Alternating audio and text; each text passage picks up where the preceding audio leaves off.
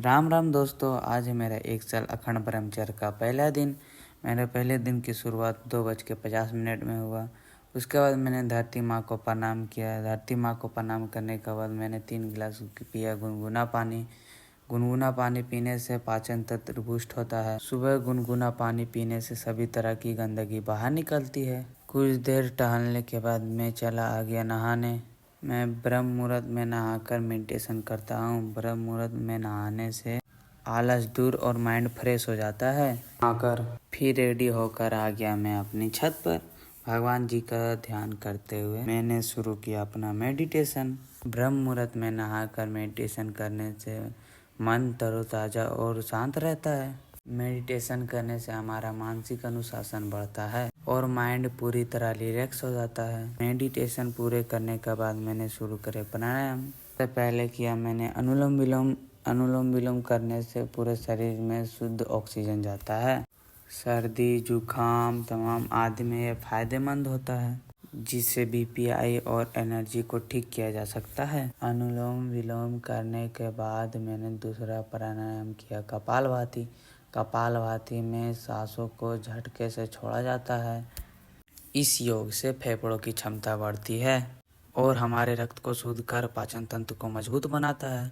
इससे हमारे पेट की मांसपेशियां मजबूत होते हैं। कपालभाति करने के बाद मैंने किया भ्रामरी प्राणायाम।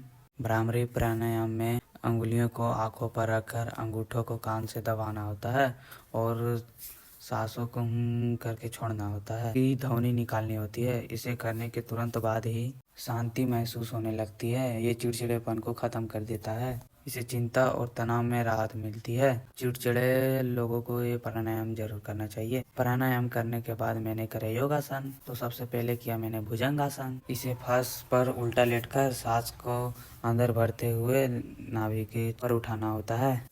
भुजंग आसन करने के बाद मैंने किया धनुरासन। धनुरासन की आकृति खींचे हुए धनुष की समान की तरह होता है। धनुरासन कमर दर्द और गर्दन दर्द में लाभकारी होता है। ये आसन कंधे गर्दन और फेफड़ों को शक्तिशाली बनाता है। इससे बिगड़ा हुआ बॉडी का पोस्चर एकदम ठीक हो जाता है।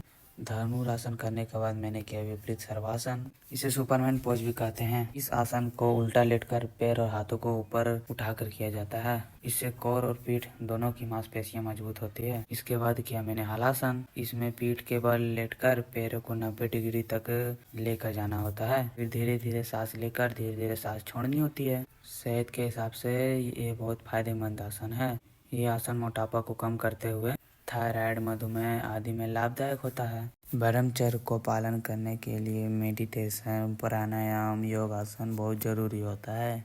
उसके बाद घर का थोड़ा सा काम करने के बाद हम आ गए वर्कआउट करने। सबसे पहले भगवान का ध्यान किया, उसके बाद उछल कूद किए थोड़ा सा। फिर उसके बाद मैंने लगाया सपाटा। सपाटा लगाने से शरीर फुर्तीला हो जाता है। उसके बाद 20 सपाटा लगाया मैंने। फिर दंड बैठक 200 लगाया। दंड बैठक लगाने से चर्बी कम होता है जांघ का। उसके बाद फिर हमने लगाया हनुमान दंड। हनुमान दंड लगाना बहुत अच्छा होता है।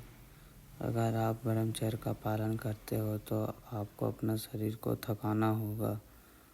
फिर मैंने लगाया पुशअप्स। पुशअप्स 10 रेपिटेशन 3 सेट लगाना है। उसके बाद ये से देख सकते हैं आज का पिक्चर। उसके बाद मैं अपने काम पर लग गया।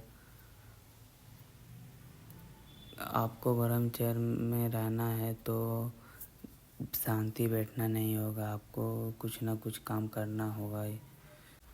राम राम।